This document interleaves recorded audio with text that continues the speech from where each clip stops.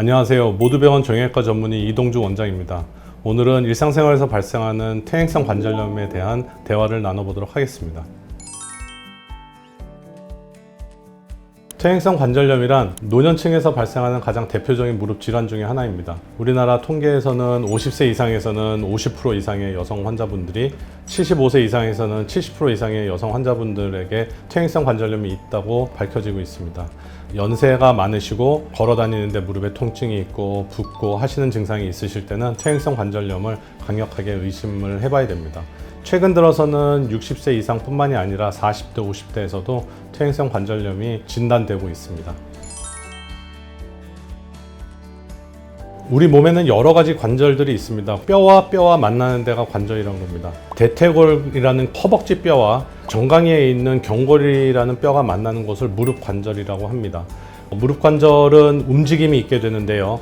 뼈는 워낙 단단하기 때문에 부닥치게 되면 뼈는 상하게 되어 있습니다. 그래서 이거를 방지하기 위해서 애시당초 우리 몸은 접촉하는 관절면에 연골이라는 것이 덮여져 있습니다.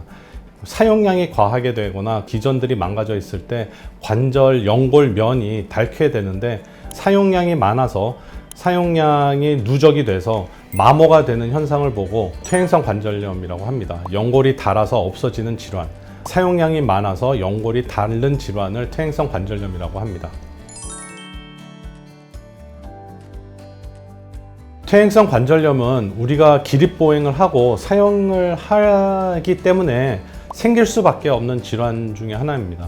일단은 퇴행성 관절염의 예방에 가장 중요한 거는 무릎에 무리가 가는 활동을 제한하는 게 굉장히 중요하고, 허벅지 쪽에 근력 운동을 해서 근력이 좋아지게끔 해서 무릎을 보호할 수 있는 운동이 필요하다고 생각이 됩니다. 퇴행성 관절염이 의심될 때는 초기에 치료하는 것 역시 중요한데, 초기 관절염 치료는 약물 치료가 있을 거고요. 그 다음에 물리 치료가 있을 거고요. 여러 가지 주사들이 나와 있기는 하지만 주사 치료가 있을 거고요. 그런 것들로도 통증이 조절이 되지 않고 관절염의 치료가 미진하면은 그 다음에는 이제 수술적인 치료를 생각을 할 수 있습니다. 수술적인 방법으로는 관절경으로 관절을 청소하는 경우도 있고, 관절이 망가진 것이 너무너무 심할 때는 인공관절 수술로 진행을 하기도 합니다.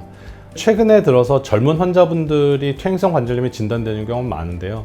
그 젊은 분들한테는 인공관절 수술이나 이런 것들이 적합하지가 않기 때문에 휜다리 교정술을 시행을 합니다.